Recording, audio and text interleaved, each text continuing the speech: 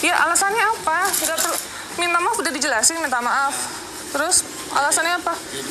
Yang tidak kenal dengan Pratiwi Nopianti, pegiat sosial yang banyak menolong ODGJ, menolong anak terlantar, bapak dan ibu yang tidak punya rumah, bahkan ada orang yang meninggal ibunya itu karena digigit oleh tikus.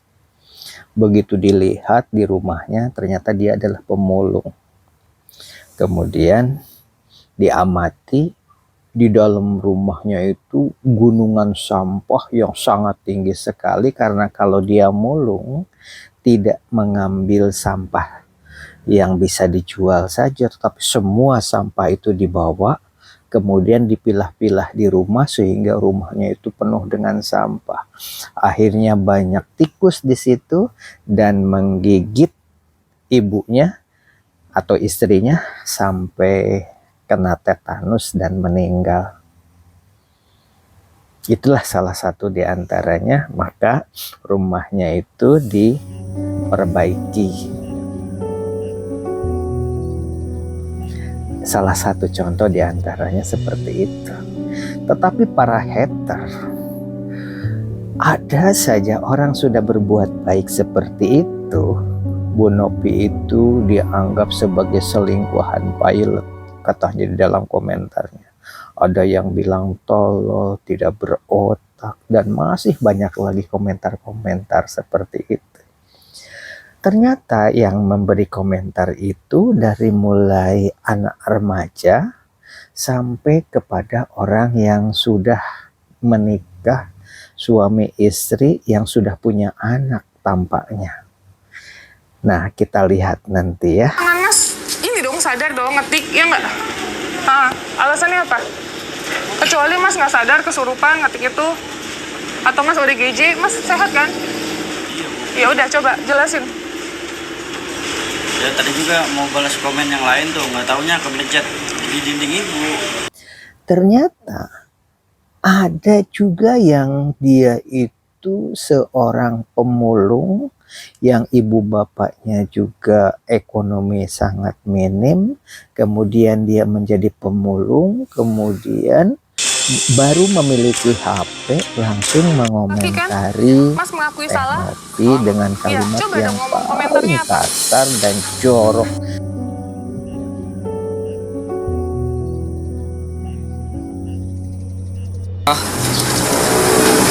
Ya Mbak main yuk gitu kata saya. Nggak usah so pakai bahasa Indonesia yang bagus. Lu bilangnya ngew. Ya. Kasar.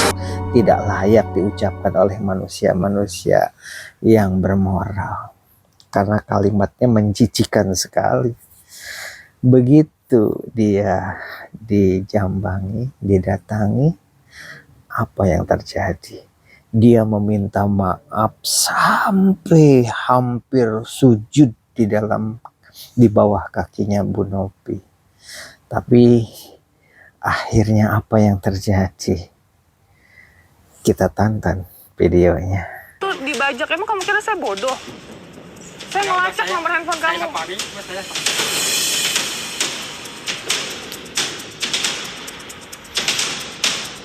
Ada lagi yang tidak mau meminta maaf, bahkan menantang. Ya sudah, saya menunggu panggilan polisi saja, katanya begitu. Tetapi yang namanya Bu Nopi itu orangnya benar-benar bijaksana. Tidak langsung lapor ke polisi untuk dimasukkan ke sel dengan alasan pelanggaran ITE. Tetapi dia tetap dengan cara jalan lain mendatangi orang tuanya. Akhirnya orang tuanya menangis dan meminta maaf. Rumah neneknya di seberang. Di mana, Bu? Seberang sana. Terus bapaknya? Iya, di sana orang udah cerai. Udah pisah. Boleh dianterin nggak, Bu? Bisa, ibu malah lagi sibuk. Tahu rumah suami Ibu? Ya tahu tapi ibu mah udah nggak kesana orang udah lama udah cerainya udah 10 tahunan lebih. Terus sudah lama gak ketemu anaknya juga? Ya ketemu sih. Tapi anaknya tidak mau, bahkan diajak bicara pun malah merokok. Dalam suasana segenting itu asap rokoknya mengepul dan akhirnya dibentak oleh keluarganya. Jangan merokok. Main HP juga dalam keadaan seperti itu. Diduga mungkin dia punya kelainan jiwa. Nah, akhirnya ada beberapa di antara orang yang melakukan hater-hater terhadap Mbak Nopi ini ditanya, kamu sadar nggak? Sadar. Foto saya terus komennya enggak sama Mbak. Tuh ya itu dengan Farel tuh. Ya. Yang katanya kan itu miralin kan Akun fake mental aman. tuh ya begitu katanya akun Tapi saya dalam mental aman keadaan enggak. ngantuk. Masa dalam keadaan ngantuk dia memberikan komentar dengan kalimat yang jorok-jorok seperti itu? Rata-rata alasan mereka itu HP-nya itu digadekan. Ada yang bilang HP-nya hilang. Walaupun ada salah satu di antaranya kelihatan menunjukkan bukti bahwa memang akunnya kena hacker ada.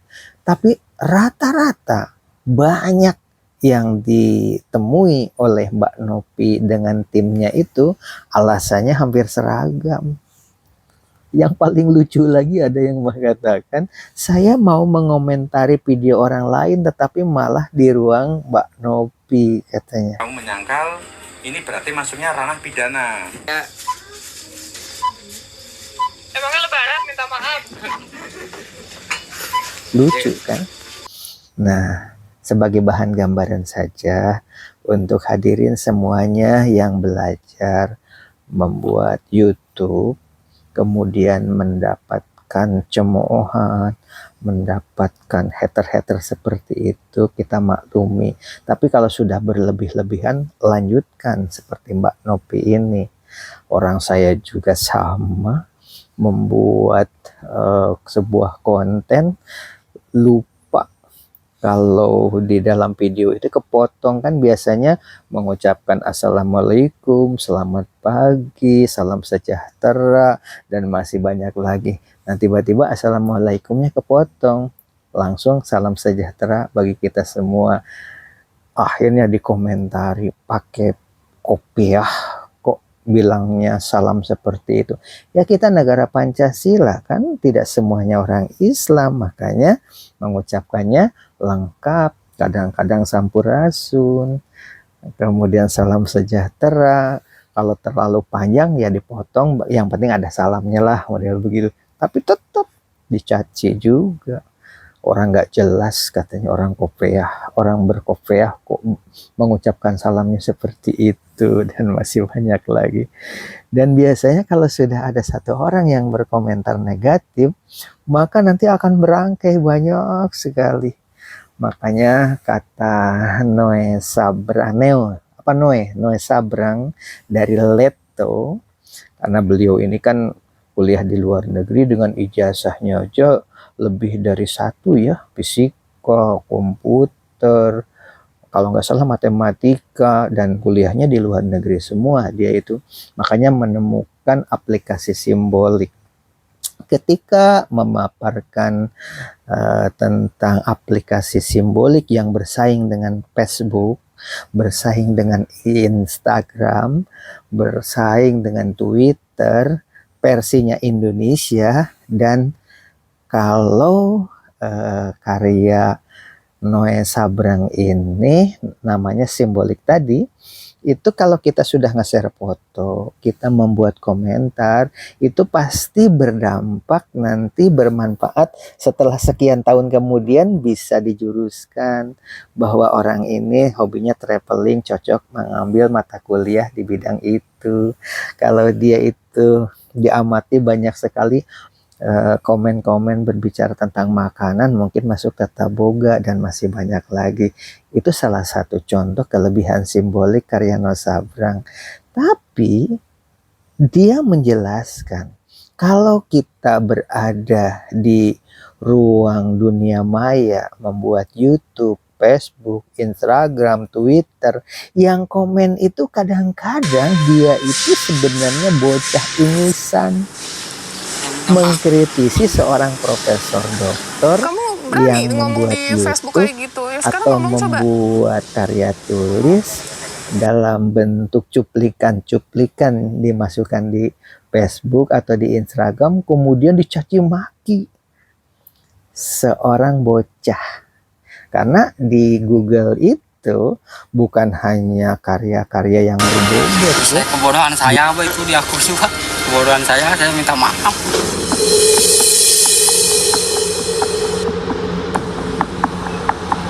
Blog itu kan mudah sekali dibuatnya. Oleh sebab itu, maka biasanya kalau membuat karya tulis itu blog itu tidak berlaku. Harusnya dari jurnal internasional atau paling tidak dari website resmi yang skalanya nasional atau internasional, yang legalitasnya itu bisa dipertanggungjawabkan. Nah, kembali kepada para hater itu, kalau memang sudah berlebih-lebihan, lebih dari 1 kali, 2 kali, 3 kali terus mencaci maki setiap kali kita membuat karya, sebaiknya tuntaskan. Kalau memang dia itu ngeyel dan tidak bisa diajak damai, ya sudah, jebloskan aja ke penjara dengan undang-undang ITE tadi, supaya jadi pembelajaran. Iya. Emang handphone baru punya? Iya baru punya handphone juga. Saya nyesal. Minta maaf.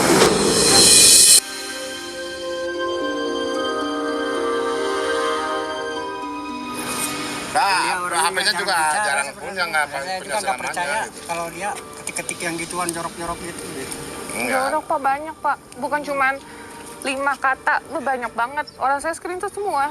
Iya pasti sih Bu. Pasti Ya, itu atas mah. nama keluarga Cuma minta ibu maaf anak kebijaksanaannya saya. aja.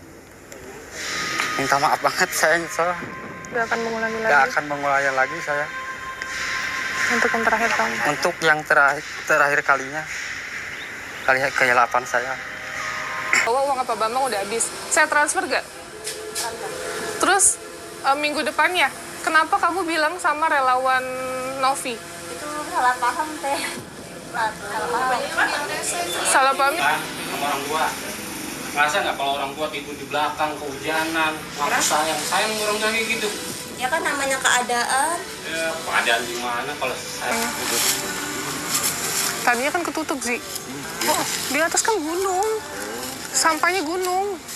Gak kebayang loh waktu itu istrinya meninggal. Gimana posisinya kena tumpukan sampah. Posisi meninggal tapi rumah masih di dalam sini. Masih enggak, rumahnya udah kayak gini, udah ditumpuk sampah. Makanya kan digigit tikus. Ya udah, nanti itu ya Pak, biar ini sampahnya keluar dulu, baru biar bisa kebentuk ya. Ngakun saya, tapi kalau saya nggak ngelakuin masa saya harus ngaku? Iya berarti pertanggungjawaban di kantor polisi aja, jangan di saya. Jangan sama kita. Yang jelas kan nama Mas. Oril Fahensyah. Iya, nomor. Kantor polisi. Baru kalau gitu kan nanti saya tinggal nunggu surat panggilan aja kan.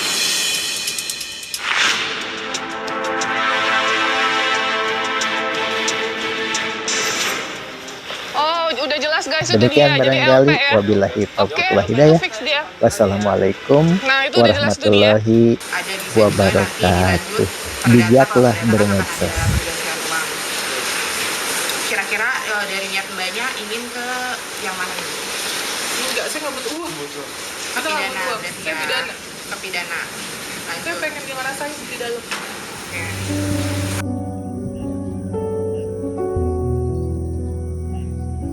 Mana yang dimana Mas sudah bukan tanggung jawab dari orang tua lo sebenarnya di sini malah Tapi masih ada itikat baik, ibu loh. Mas yang minta maaf. Mas